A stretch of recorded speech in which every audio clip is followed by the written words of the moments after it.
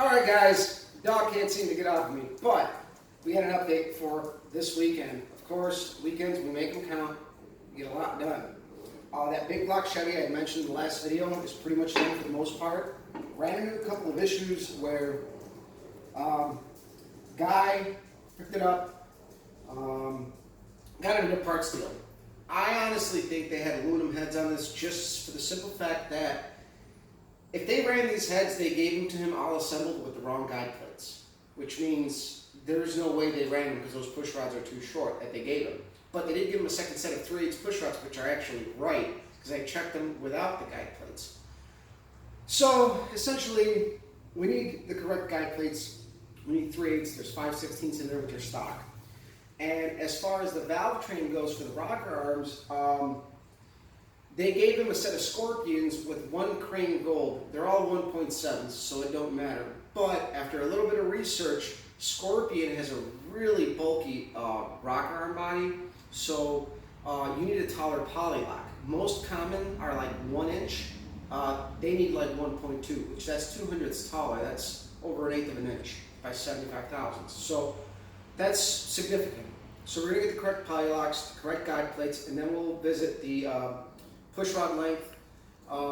This is like pretty mild setup, so we're not going to get so hung up on being dead nuts like on that last 302 I built, which that was a really nice piece. So I took my time, I checked a lot of things.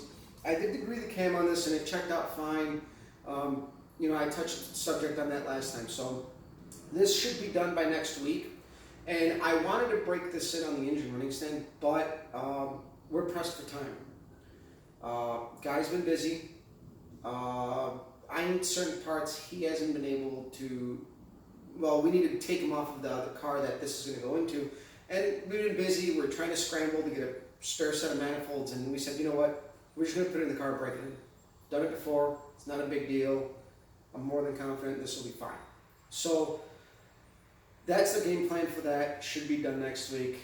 Probably the shortest amount of time I've ever built an engine, and usually I like to really take my time and drag it out just because I always go back and I double check everything, but at some point you got to kind of ride your confidence out and rely on that. So now we're going to step forward here, and this morning, picked up a set of weld wheels with some ET Streets. They are 28, 12.5 by 15. Last weekend we were at the BOP race and a guy had these sit next to his car for sale and I could not pass them up. 150 bucks. These wheels new go for over 250 a piece. And the tires do look like they've definitely been enjoyed, but they still got some tread. And I went online, I talked to guys and they're like, these tires will hook even when you're showing cords, but you should not, for safety reasons, run them that low or that far down. So we're going to try these out. These are actually wider than those, so hopefully they work according to everybody. They're still soft. They still leave an imprint when I stick my nail in them.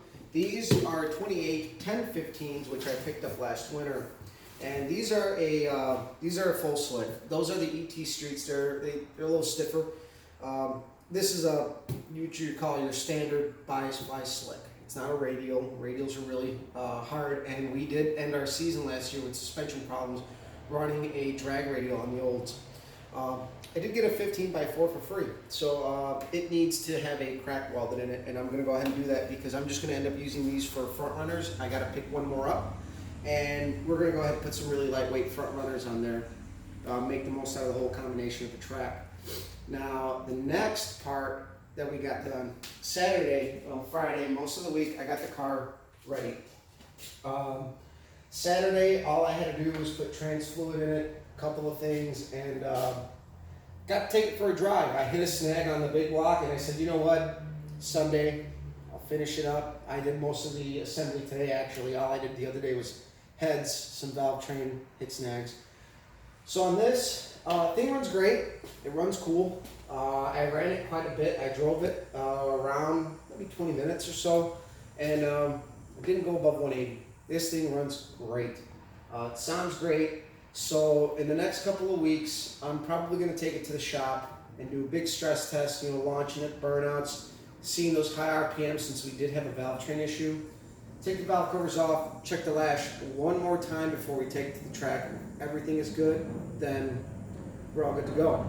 And if not, then you know what? It is what it is. Over the winter, I'll take the heads off, have the pads milled, go to a stiffer rock arm stud, and go to a nicer rocker arm. You live and learn. Sometimes it doesn't always work out good, but we're trying to make do, and this engine dragged out so long that I was kind of stuck working with what I had. So it was just certain situations. But so far, for a solid lifter cam, things actually very quiet under the hood.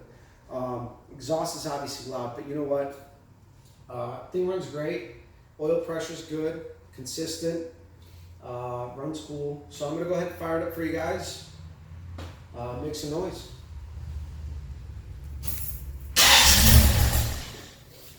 Change the fuel.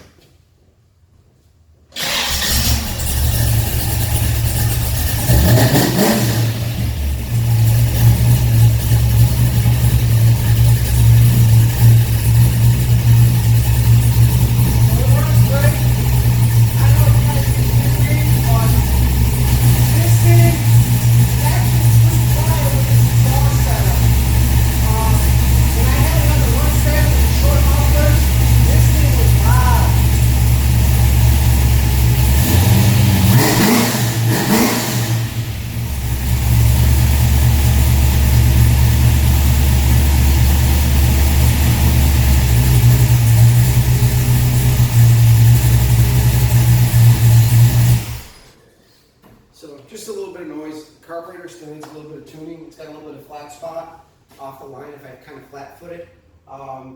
It's probably a fuel demand issue, so I'm going to go ahead and flip the pump cam because it is the pink one. On the Hollies, you can flip that one upside down and get a more aggressive fuel shot. I learned that from another olds guy who's great with carburetors.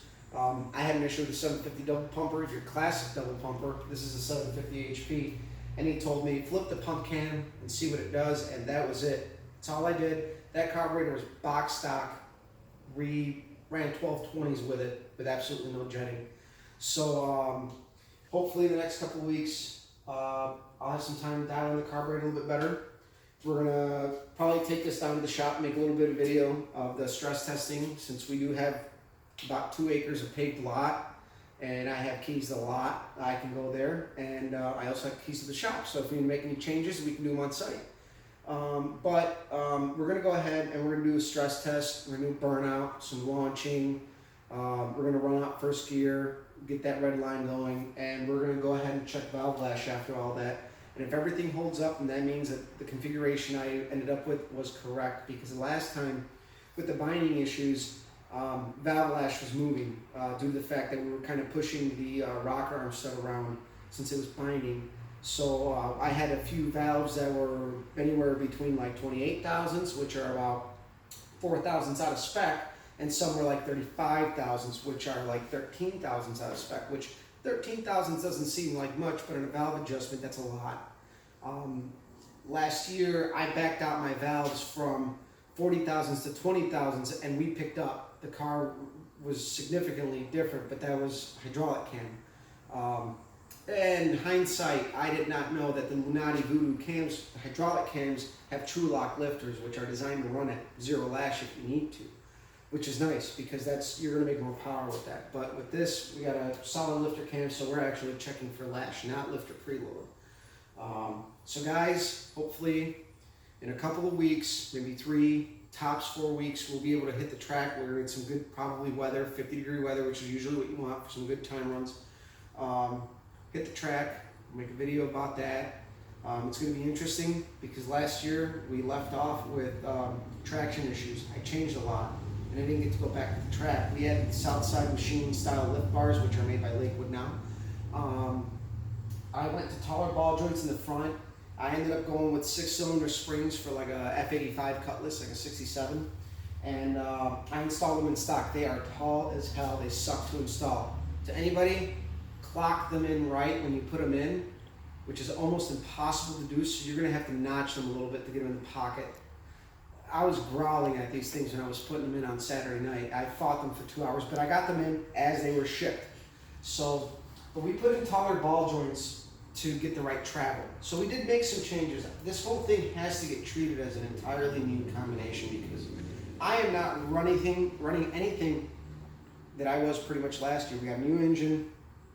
We got a different transmission, which I picked up from a friend of mine because the transmission, I should say, that I built for this ended up going in the Pontiac. So I'm running a transmission I picked up, full manual valve body, reverse pattern.